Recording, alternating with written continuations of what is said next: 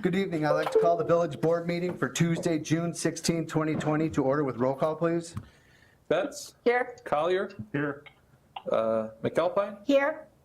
I will entertain a motion to allow trustees Kraus, Weinhammer, and Cavelli to attend via telephonic means. So moved. Second. Roll call? Betts. Here. No, yes. Yes. Collier. Yes. McAlpine. Yes. Thank you. Would you please join me in the Pledge of Allegiance? I pledge allegiance to the flag of the United States of America and to the republic for which it stands, one nation, under God, indivisible, with liberty and justice for all.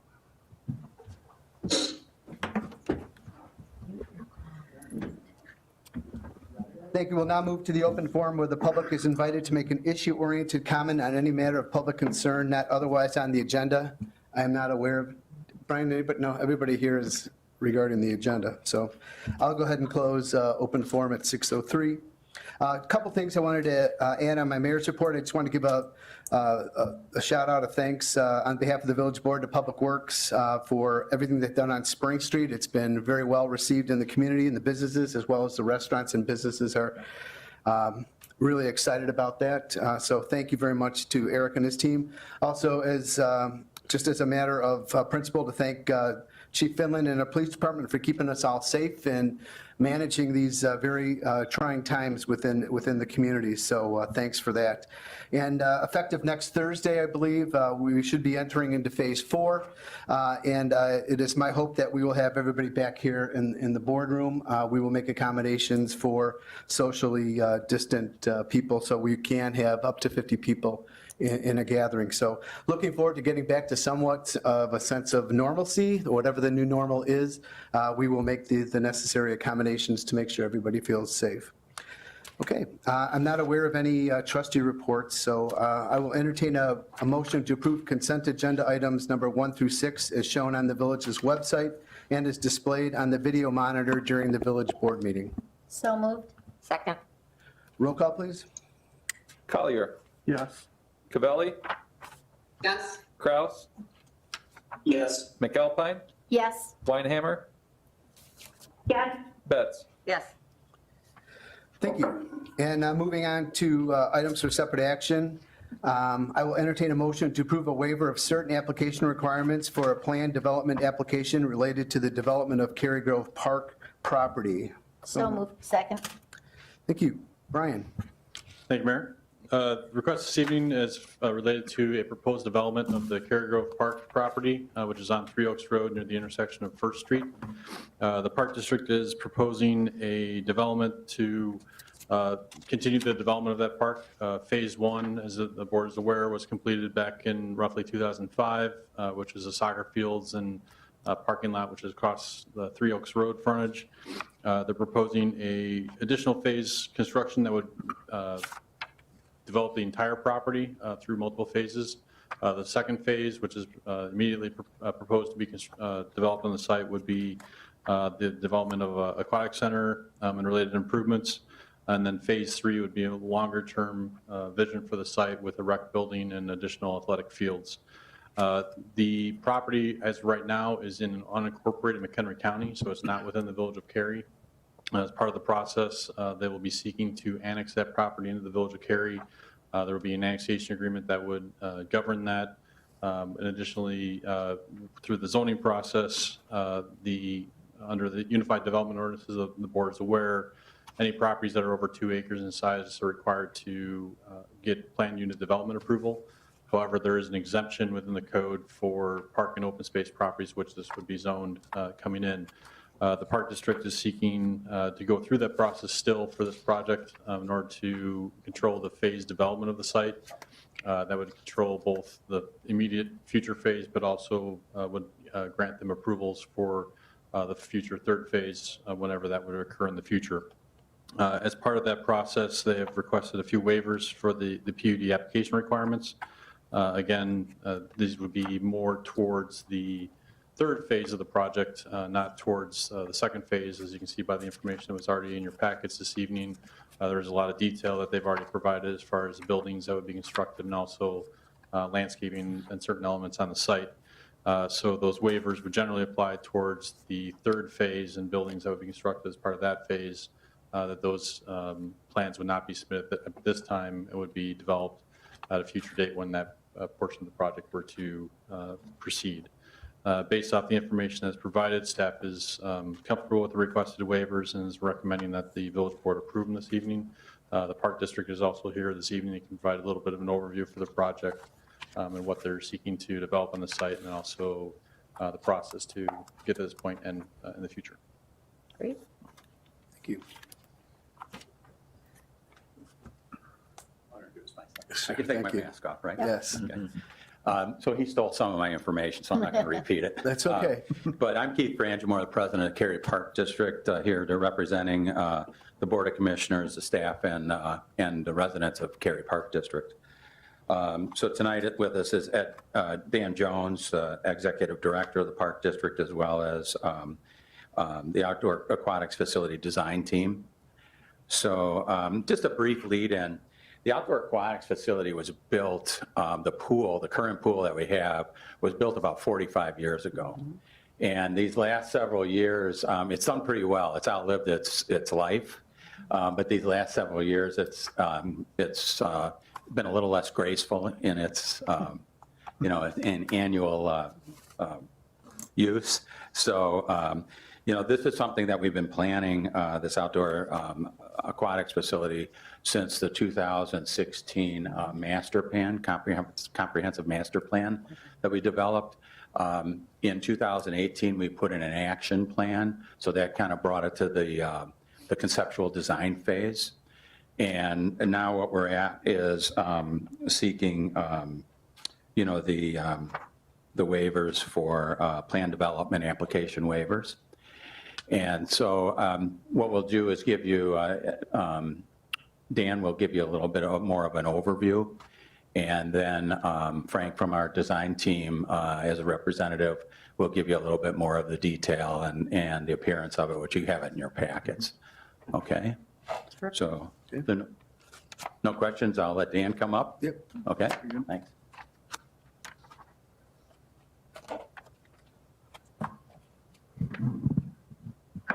Hello, everyone. Hey, Hey, Dan. Dan. Good to see you again.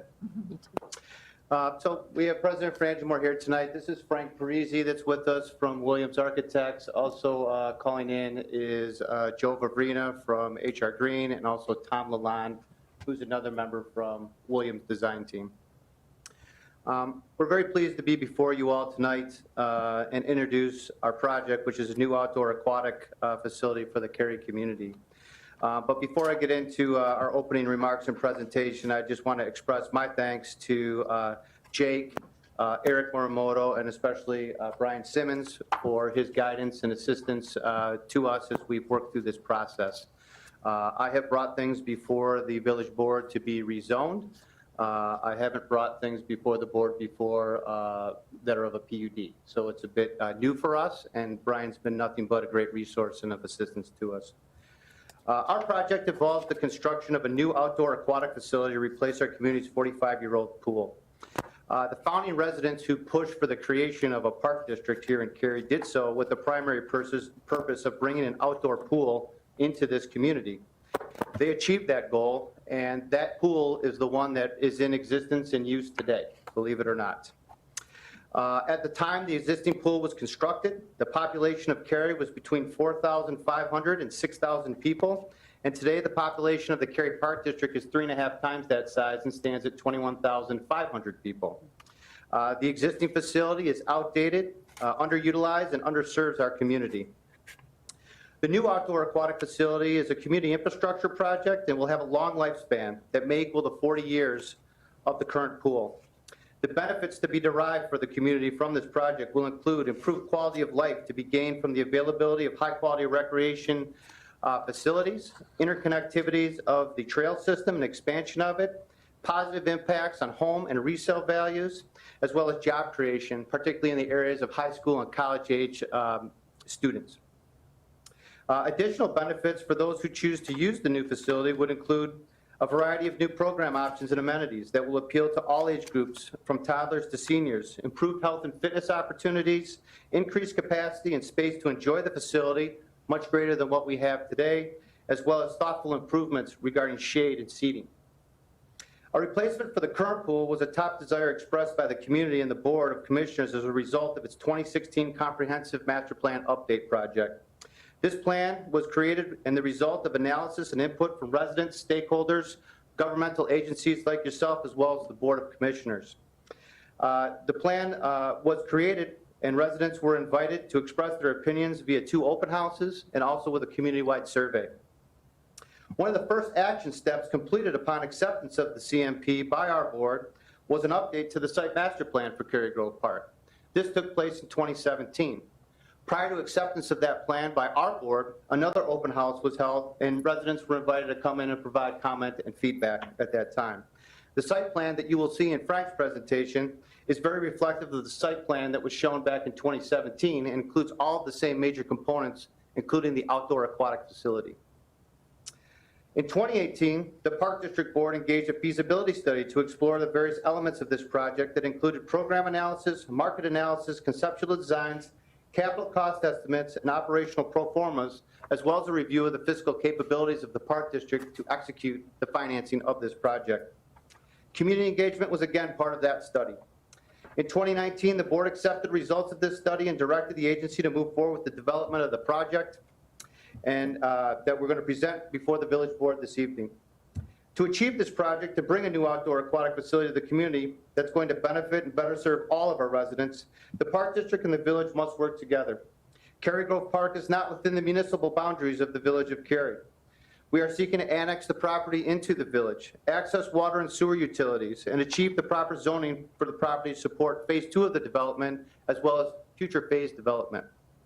The components that make up this facility, which include leisure and lap pools, slides, water amenities, seating, bathhouse, concession and support buildings, are estimated to cost $7 to $8 million, and the site improvements, which include the provision of water and sewer, utilities, mass earthwork, parking lots, trails, stormwater detention features, are estimated to cost an additional $3 to $4 million, making the total project cost in the $11 to $12 million range.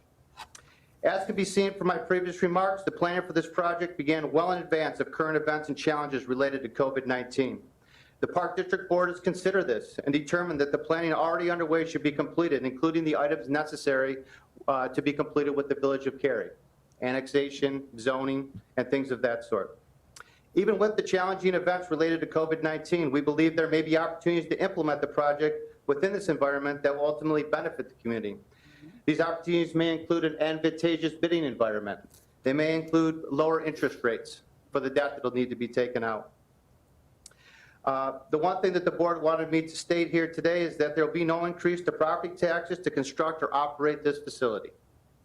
If all continues to move forward as planned, the bidding for this project is anticipated in early 2021, construction and groundbreaking to begin shortly thereafter, and the facility to open to the public in the summer of 2022. Also in 2021, the Park District is going to celebrate its 50-year anniversary. The groundbreaking of this project will be an element of that celebration, and the Park District Board believes that it's a fitting tieback to the founding residents of the Park District who wanted to bring a pool to the community. In your meeting materials that you received, village staff provided a link to our virtual open house that was conducted for the public, and hopefully you all had an opportunity to review that information. Possibly you participate in the open house as residents of the Cary Park District and provide your own comments and feedback. And if you did that, we appreciate the time that you took to do so. If you have not, please take time to review the link, as it will lend much more background information than what you're going to see this evening pertaining to the amenities of the project. The purpose of our appearance here this evening is to preview this project for the village board, submit our application waivers for your review, get your blessing to move forward on into the formal zoning process set forth by the Village of Cary Municipal Code. Unless there's questions for me, I'm going to turn this over to Frank Parisi from Williams Architects. He's going to walk you through a presentation. Thank you for your time. Thanks, Dan.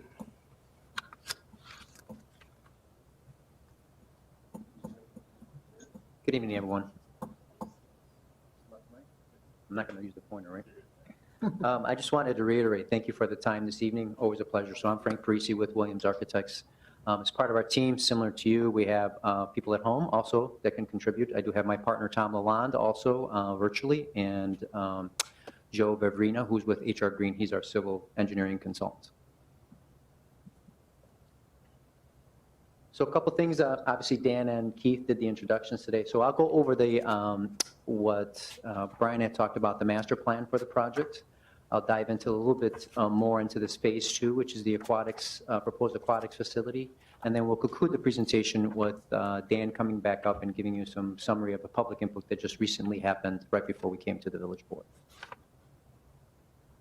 So I'm going to show this. I do have enlargements of this as well. I'm just going to give some orientation on certain components of the plan. So to the bottom of the sheet is actually where 3 Oaks is, and then First Street. And then the first development is comprised of the southernmost parking lot along with the athletic fields and its associated amenities with a shelter and a playground on the south end. And then up on the further north is the remainder of the master plan development, in which I'll delineate what is being proposed for phase 2, which will be constructed or design constructed in the upcoming year. So left to right, so if I look on the left on the board, amenities that would go through that site plan. So like I said, the existing parking lot is on the southernmost end. We are proposing to extend First Street into our property, and which actually takes you through the property, past our aquatics component, all the way to the east side, and then to the north, to the ball fields that are on the north side with some additional parking.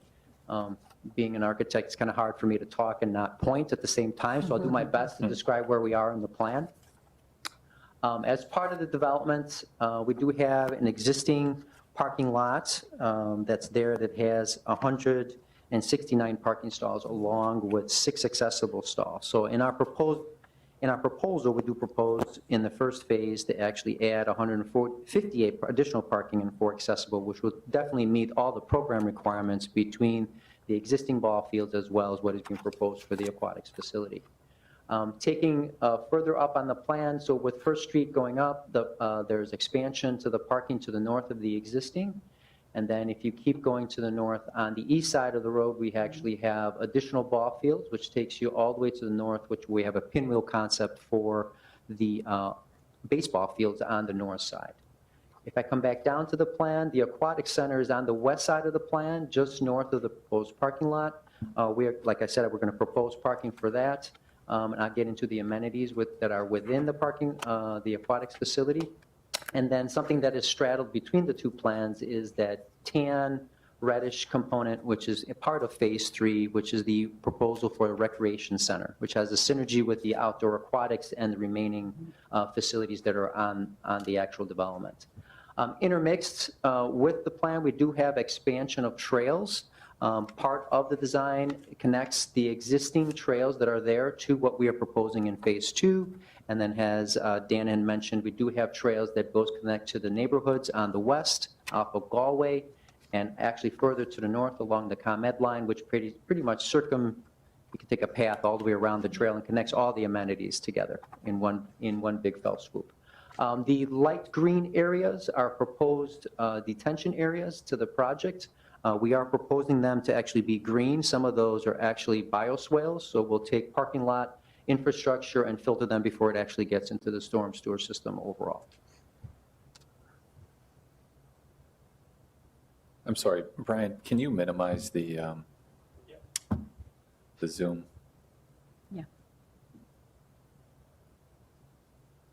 Thank you. Thank you. Thank you. The next plan we'd like to show is sort of a graphic depiction of what we're proposing for phase 2. So Dan had mentioned that phase 1 was obviously the ball fields to the south with the existing parking. What we've done here is just highlighted in the areas what is being proposed for phase 2, which includes the parking lot north of the existing parking, the aquatic center, and its associated detentions that are required with that.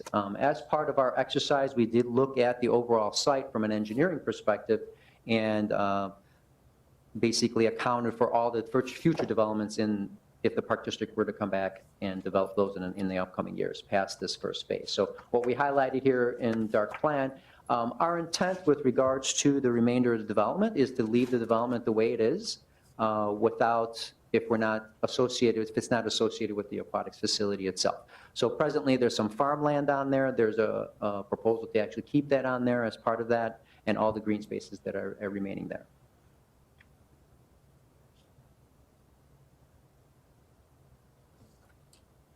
So then I'll hone in a little bit on the conceptual plan. I'll give you an overall of the amenities, then I'll zoom in into some of the areas here. So same orientation. This is on the northwest side of the site. We are proposing, as you come into a corner entry, to have parking just immediately south of that. And as you approach the aquatics facilities, we do have supporting buildings on the site, which is inclusive of a bathhouse, a party concessions building, and of course, the support for the actual aquatics, which is a filtration building. As part of the amenities that we have onto the site, we separated those, and I'm going to call them 4 major zones, all right? So one of the zones is a leisure pool. The next is a lap dive hopper, or lap dive pool, 8-lane overall. And then there's a series of slides on the north side of the site, and everything is encompassed by a fence. You can see by the dashed dot line that's on there, and that's all lawn area along with shade areas as well. So I'll zoom in a little bit. So a couple of things that we incorporated as part of the design criteria for the project was to incorporate a multi-generational facility. I'm going to highlight some of the amenities that are part of that, and that was part of the requirements, not only from the initial comprehensive plan, but also the studies that the Park District had done along the way with input from the community. So the input was actually incorporated in the design along. We do have a reiterative process that we do that with, so we do gain input from the general public and incorporate those. I'll start sharing some of those thoughts that were incorporated in design right before we actually got here to the village board meeting. So on the lap dive pool, you can see there's some deeper water. There's an 8-lane swimming competition pool there. What's supported spectator seating, a little different than what is being proposed. Actually, what is at the existing facility, we actually designated spectator area. When you actually get into competition meets with your local swim team, you always want an area where the teams can congregate as well in between meets, and also spectators. Parents like to have those areas dedicated to themselves. In addition to that, because you do have a couple of swim teams coming through, we support all those areas with lawn areas as well. So if they're not in the meet, they can go off to that. One of the things that we did do as part of this design, so the darker blue is deeper water. So that would accommodate both a drop slide, a diving board, and a climbing wall, which is all part of the amenities that are on the north side of that plan. And of course, all around it, there's a deck area, which is in white, seated areas. And one of the biggest comments we got, which is pretty typical in an aquatics design, just because of being sensitive to the sun, there are many variations of different types of shade structures that are in the facility as well. So we're showing cabanas, we're showing local shade structures, umbrellas, cabanas for rental purposes as well, if that's needed for families. That's part of the lap dive area. On the north side of the plan, we do have a raised deck area. That's something that came in through the comments in a multi-generational, and the opportunity if there was an adult-only zone at certain times during the operation, and we incorporated a raised deck with some shade as well that would support that. We call it raised. If you're familiar with the site, there is a grade change on the north side. This is the aquatic facility. So instead of flatten everything out, we kind of embrace that and use that as part of the design. So on the leisure side, again, we talked about multi-generational. I do want to mention one other thing with regards to activities in the pool. We always try to multitask or multi-program the pools. Everyone thinks all the pools are actually dedicated to some form of swim or learning of swim. We have started to incorporate deeper bodies of water and in both of these pools to actually augment them with exercise programming as well. So deep water aerobics can be introduced there, all different types, scuba learning if you wanted to as well with those types of amenities in there. So on the leisure side, similar shade areas, those are the square pieces with the X's in them. And of course, there's a zero depth pool, and the yellow is a shade as well, so a larger scale shade which would cover children playing in the pool or parents lounging in the pool. that covers the zero depth entry. So zero depth, by that we mean we can actually walk into at very little water, and then as you progressively move into the body of water, it actually gets deeper and deeper, but not deep enough to actually jeopardize any small children. So you have different play zones as part of that leisure pool. Off to the north of that zero entry, you do have a lily walk. We do have a current channel, which is also could be used for lounging as well as resistive exercise. And the deeper end, which is the darker blue, can actually be used for different types of swimming and learning as well. I'm going to go back because I believe I would like to show you the slide areas. So on the north end of the slide, on the plan, we do have 2 slides. We do show stairs there. As far as we develop more, we do have grade changes there where the stairs can get minimized. We use natural land to get up to the top of the slide. So there are 2 slides there, and as part of the input that we received, we talked about inclusion, even the smaller kids. Of course, when you go to a slide park or you have a slide, you have to be a certain height, but we did incorporate as an option a less impactful slide for the smaller kids, and that's the red slide there. We have that as an option. Of course, we have paths that go up to that. Everything is fully accessible. And the 4th area that I had mentioned at the initial presentation is lawn area. So we have plenty of lawn area. If you did not want to be by the pools, you can actually take your families out to these lawn areas. We're proposing to put additional shade in those areas, obviously with trees, get some natural shade. That was comments we actually got from the board as well. One thing that I do want to mention is there was a comment that came to our team about visibility between the pools. Because it is a larger footprint, there is an open space between those. So you can strategically place yourself a family in the middle, and the older kids could be on one side while you're still supervising the younger kids on the other side.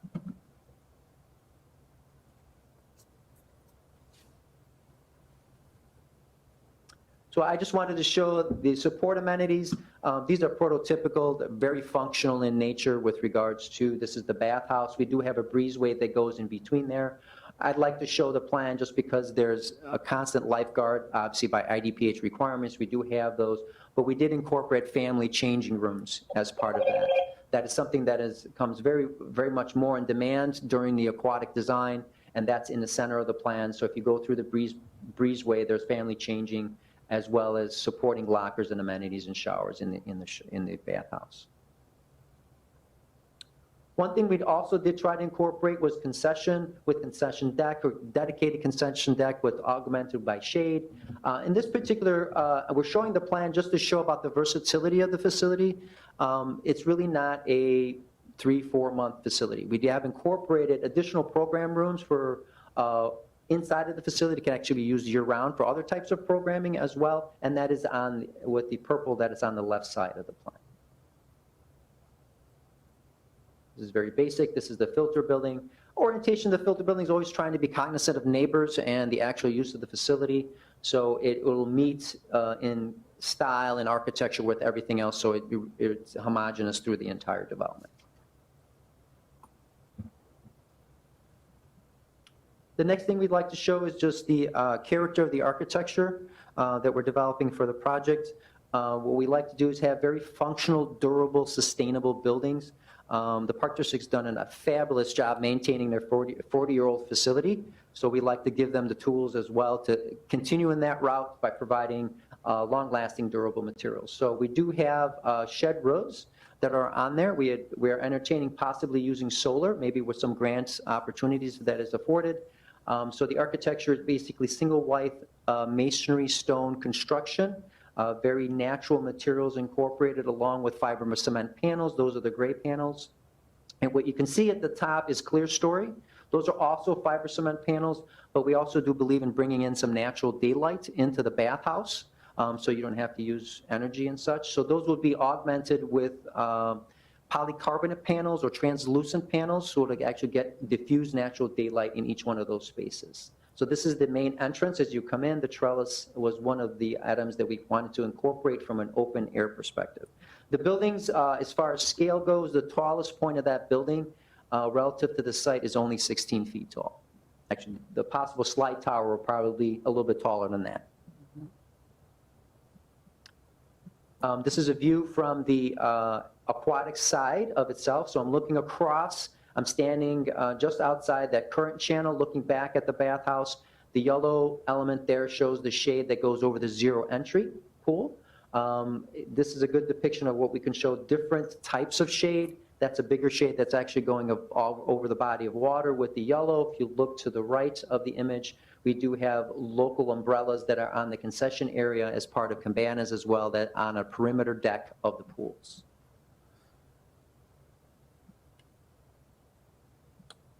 So this shows a composition on the lower, shows the entry again, but you can see the composition with the party concession building, which are the two images on the top. So if I start with my left image, which is an entrance elevation, that shows a separate entrance that goes into the party rental for off-season type usage.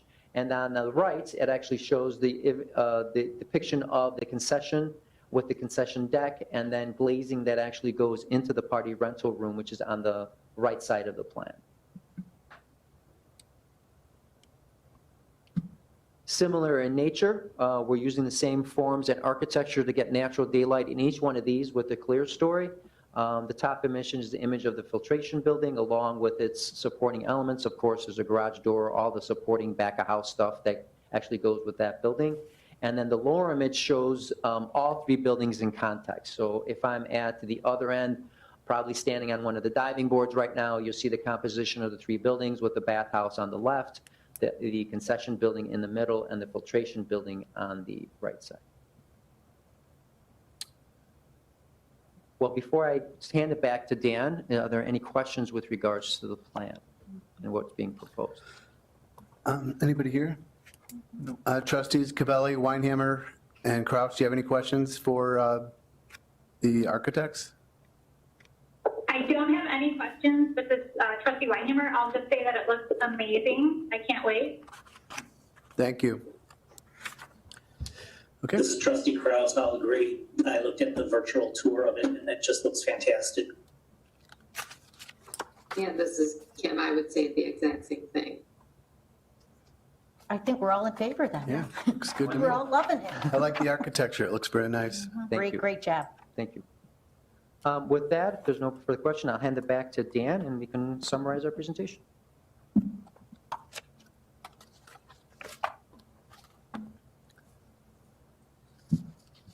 Thank you. Public input's always a vital component of any public project. Cary Park District takes it very seriously and has engaged on many occasions over the past several years to bring residents in, get their input and feedback on various projects as we undertake them. The most recent that I can think of is the Lions and Caper Park revitalization projects. On that occasion, and how we've done it in the past, is we had an open house. We bring people in, we have opportunities to interact with our architects, ask questions, visit with the board, with staff, and have their questions answered. Due to COVID, we're not able to do that at this time. So in place of that, we put together what we felt was a very robust opportunity for publics to give feedback via what we're called a virtual open house. The Lions and Caper project, which is of substance and size and important to the community, I didn't look at the number before I came, but I remember that there was in the neighborhood of 100 residents that came through the multiple times that we had for that. Our virtual open house that we held over the past June 3rd through the 9th, it's still actually open now. We haven't closed it. We got 87 responses to that. However, I want to go over some of the detail as to the reach of an open house versus the reach that we had when we did an in-person open house opportunity. On June the 3rd, we did our first e-blast that encouraged the community to participate in our virtual open house. That first email blast went out to 6,300 individual email addresses, and of that, we had a 26% open rate, or 1,700 people opened the email. Through that, 619 went all the way through and visited the virtual open house webpage. We always do a bump when we do email blasts. So we hit it once and then we hit it again to give a bump. A bump was done on Sunday, June the 7th. Another 6,300 emails went out. we had a 21% open rate, and of that, 1,300 people who opened the email, another 315 people went and visited the virtual open house webpage. We also posted the information on the Cary Park District Facebook page. We had 8,300 people interact with the post. We had 3,500 people who clicked through the post to view more information, which would have been to the virtual open house page. And of the 3,500 people who clicked through, another 491 people took a look and actually visited the site and participated in what was on the link. So in total, our webpage that we created and dedicated to this had nearly 3,000 views, and from that, 87 people clicked through and completed a feedback form. There were over 370 total comments received, and in our opinion, based on how we view it, over 90% of those comments were positive about this project. There was a feedback form that bundled up all the visual presentation. The feedback form was done in narrative form, meaning it wasn't objective from the standpoint that we didn't ask questions that were likely, somewhat likely, very likely, so we can give you objective data. It was all narrative. There were 5 questions that were asked as a part of that.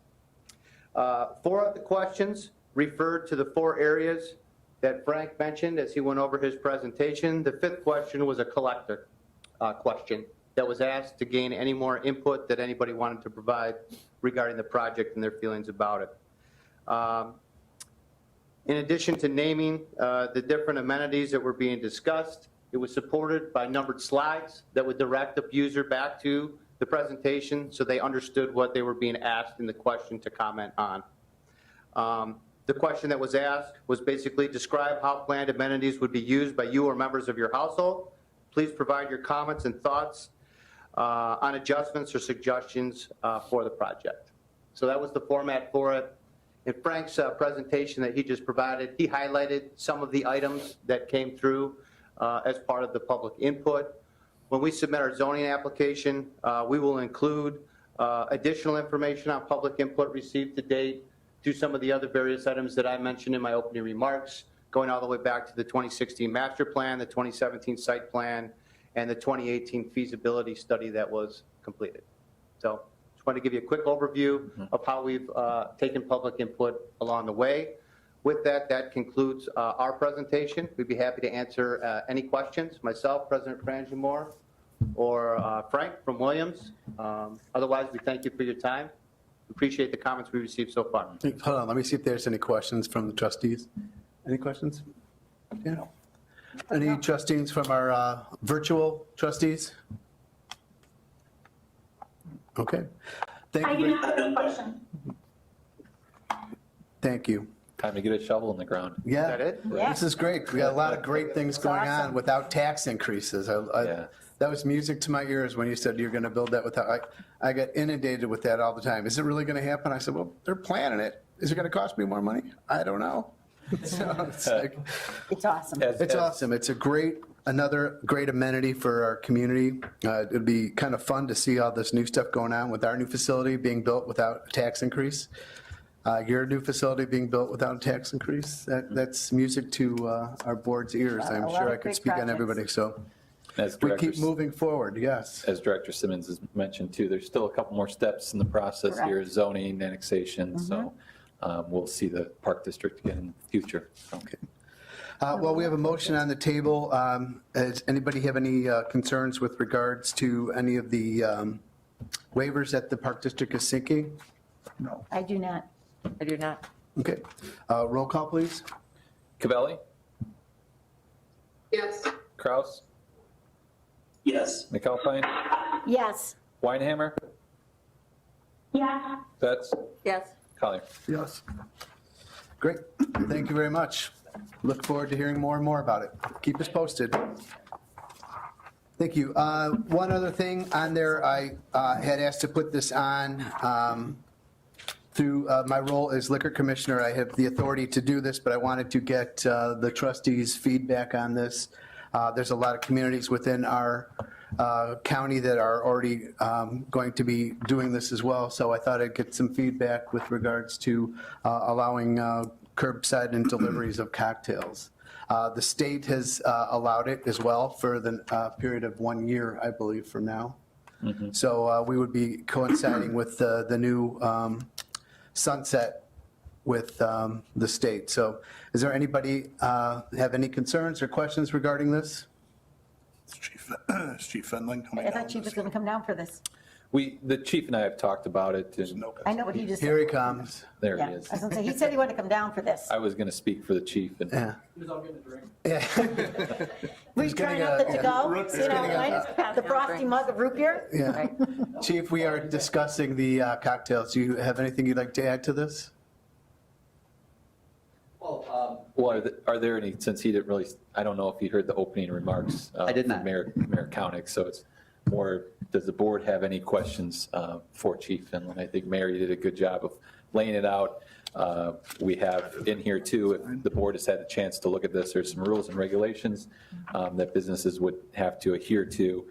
For example, how they're sealed, having label, Yeah. the transportation of the cocktails to go. But as the mayor had mentioned, there are numerous communities that have taken advantage of this. And right now at this time, we're just seeing if the board has an appetite to proceed with this. We've included 3 various options for you to consider: allow it on a temporary basis, more of a trial basis. We could allow it permanently, but when I say permanently, the state, as the mayor has alluded to, that there is a sunset clause for 1 year, or we can just outright prohibit this. So at this time, seeking feedback from the village board on if you want to proceed with allowing this on a temporary trial basis. I think so. Trial basis, I'm good Yeah. with the first. Yeah. That's my recommendation, is to kind of see how this goes for the first, I don't, in talking to some of the restaurateurs, I don't know if, they're excited about new opportunities to do this, but with some of the restrictions that are there, it might make it a little bit harder, but they're going to try.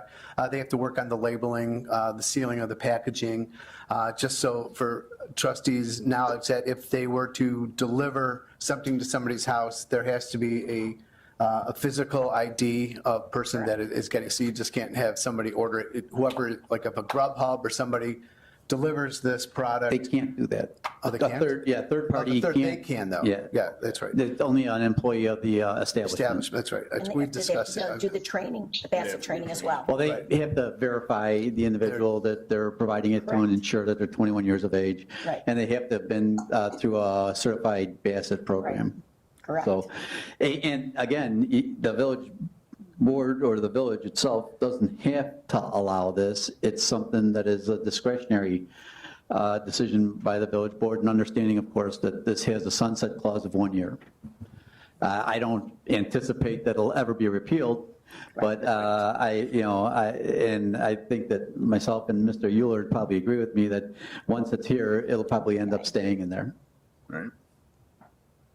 But my concern or questions would be the type of vessel that they use to package this in, because they prohibit paper, styrofoam, and plastic, leaving metal and glass. And I would think the mason jar would satisfy that, but it'd have to be sealed.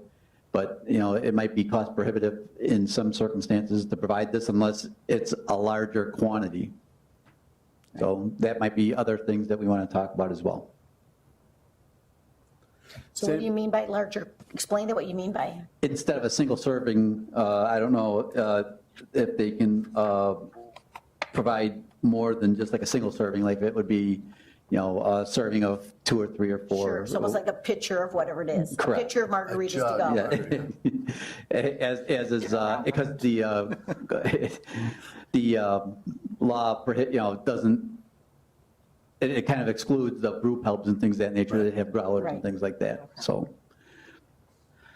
I think it's an opportunity to see how this works. I think that there are some obstacles in place, I think strategically, but I love giving our businesses another opportunity to do something. And the chief and I have gone back and forth on this on numerous occasions. And at first, when we had this discussion, he's like, there's no way. And then here the state comes. So I think that we're going to,